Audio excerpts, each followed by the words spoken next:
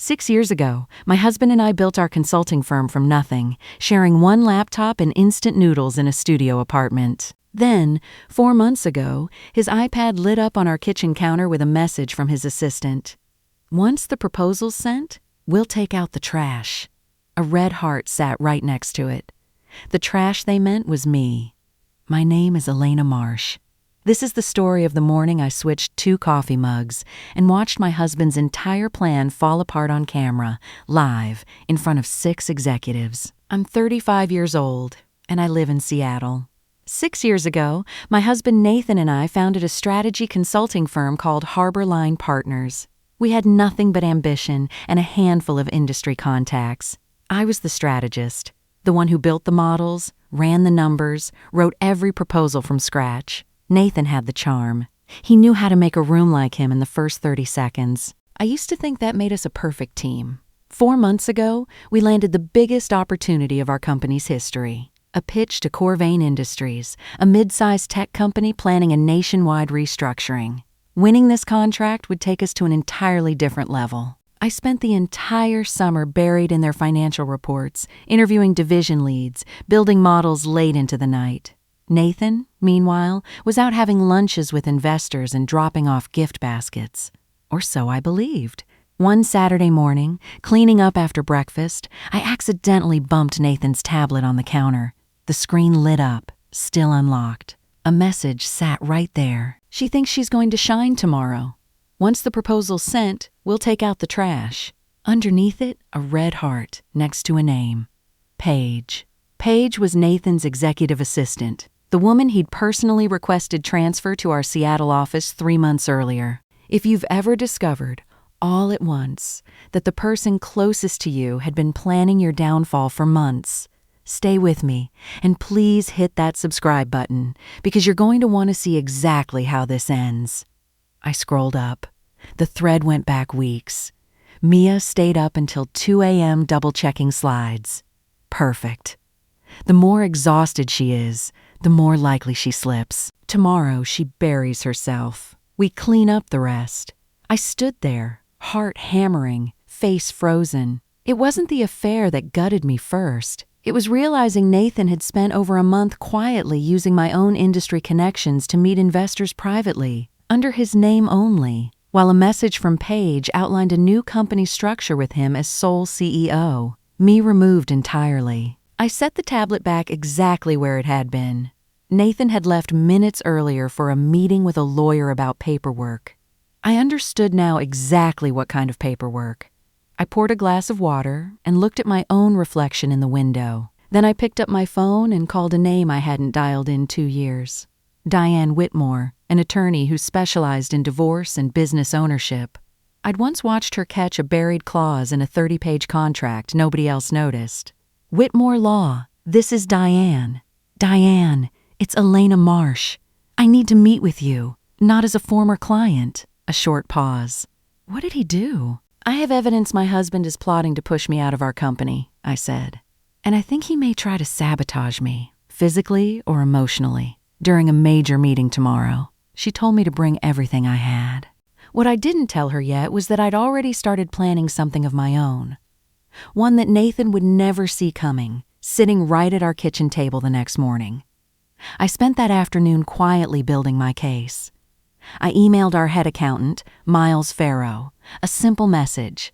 Full financial history since our founding, every withdrawal, every contract. And don't tell Nathan. I knew Miles hated vagueness even more than he hated being managed. He'd get to work immediately. I found an old phone in a drawer, downloaded a recording app, labeled the file something boring, and tucked it behind a bookshelf in our home office, pointed directly at Nathan's chair. I changed my cloud passwords. I removed device syncing. On the surface, I stayed exactly the same. The dutiful wife, prepping for the biggest pitch of her career. That evening, Nathan came home with coffee. Brought you a mocha, light on sugar, just how you like it. I smiled and thanked him. But I noticed the flicker in his eyes as I took the first sip. Quick, almost nothing, but there. Anticipation. He was waiting for something. The next morning, he was already in the kitchen, wearing his good shirt, French press in hand. "Sit down, babe. Brewed your favorite blend. You'll need the energy today." He set 2 matching mugs on the table, the ones we'd bought the year our company first turned a profit. He placed my mug in front of me. "Careful, it's hot," he said, and winked. I brought it to my lips. I didn't drink. I let the ceramic touch my mouth, held still, and watched his eyes over the rim. Cold. Calculating. Waiting. I set the mug down without a sip, thanked him sweetly for the coffee. And while he turned to check his laptop, I quietly swapped our 2 mugs. He had no idea he was about to drink his own plan. 10 minutes later, we sat in our shared home office. Camera positioned, recorder running. At exactly 10 a.m., our Zoom call with Corvain's full leadership team went live. The CEO, 2 directors, and 3 investors from a capital firm evaluating the deal. Nathan opened smoothly. But by his 3rd sentence, his hand trembled. He stumbled over a word, fumbled the slide clicker, reached for his mug, his now holding whatever he'd prepared for me, and took a long drink. "Are you okay?" I asked gently, just loud enough for the whole call to hear. "Just tired," he said, forcing a smile, his voice starting to crack. I leaned in. He was up until nearly 2 last night finalizing the analysis. I told the room, playing the concerned wife. "Perhaps I should continue while he takes a few minutes." The CEO agreed instantly. Nathan tried to protest, gripping the edge of the table, and then stood too fast, stumbling toward the door to steady himself. I didn't wait. I picked up exactly where he left off. Clear, precise, every number backed by 3 months of research I'd done myself. The chief operating officer leaned into her camera. "Where did you get data this detailed?" She sounded genuinely impressed. By the end of the call, the CEO looked directly into his camera and said, "I think we've seen enough. You're clearly one of the strongest teams we've spoken to." When the call ended, Nathan sat frozen, head in his hands. "What just happened?" he mumbled. I already knew, and the recording running quietly on that old phone had captured every single second of it. Proof I'd need for what came next. I stepped onto the balcony and called Diane. "I have the full recording," I told her, him unable to function in front of 6 executives. "I also have proof the coffee he gave me was swapped." "Send everything to my secure email," she said. "I'll file for an emergency asset protection order this afternoon." That same day, I opened a separate business account under my own name and transferred $120,000. Funds I could clearly document as my own personal investment in the company over the years, kept in careful, separate records precisely for a moment like this one. Then I called our accountant again, asking for a full ownership and contribution history going back to our founding. Quietly, before Nathan realized what was happening. 3 weeks later, I filed for divorce at the county courthouse, along with an 80-page file. The messages between Nathan and Paige, the recording of that meeting, and footage of him placing that coffee cup in front of me that morning. Even Nathan's attorney requested a pause 20 minutes into the hearing to consult privately with his client. In the waiting room, I watched Nathan sit with his head against the wall while his lawyer quietly opened a job search app on his phone. 4 days later, Nathan signed the divorce papers and withdrew from the company entirely, asking only to keep symbolic shares and avoid criminal referral.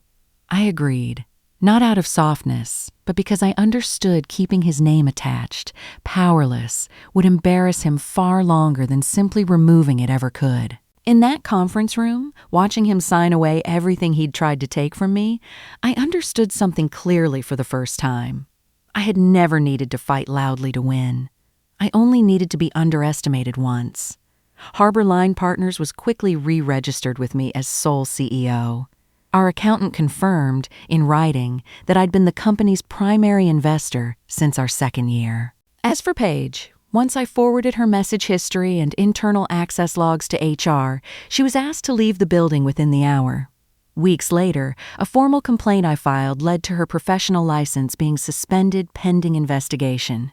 I didn't feel joy watching either of them lose everything. Just relief, like a room finally clearing of smoke. One afternoon, Nathan showed up at our old office, thinner, hollow-eyed, hesitating in the hallway. "I just wanted to say I'm sorry," he said. "For what, exactly?" I asked. "Poisoning my coffee? Or trying to take the company I built out from under me?" He had no answer. I closed the door. 6 months later, I sat alone in our new conference room overlooking Elliott Bay, watching the sunset spill gold across the table where our latest quarterly report sat. 200 pages, every line the result of a journey I'd walked entirely on my own. The Corvain partnership had exceeded every projection. Their CEO personally emailed me an invitation to expand into 2 new markets. We'd grown by 40% and hired 3 of the sharpest people in the industry. Nathan tried starting a new firm afterward. It never got off the ground. That May, I opened an email nominating me for a regional leadership award. I sat with it for a long moment before replying. Here's what I learned from all of it. Some people mistake your quiet for weakness, right up until the moment your work speaks louder than their words ever could. You don't need revenge to win. You just need the truth, laid out clearly, and the patience to let it do the work for you. And the moment someone underestimates you is very often the exact opening you need to prove them wrong. If this story moved you, I'd love to hear from you. Drop your city or state in the comments. I read every single one. And if you want more real stories like this every week, please hit subscribe and turn on notifications. It genuinely means so much to this channel. Until next time, know your worth and never let anyone convince you otherwise.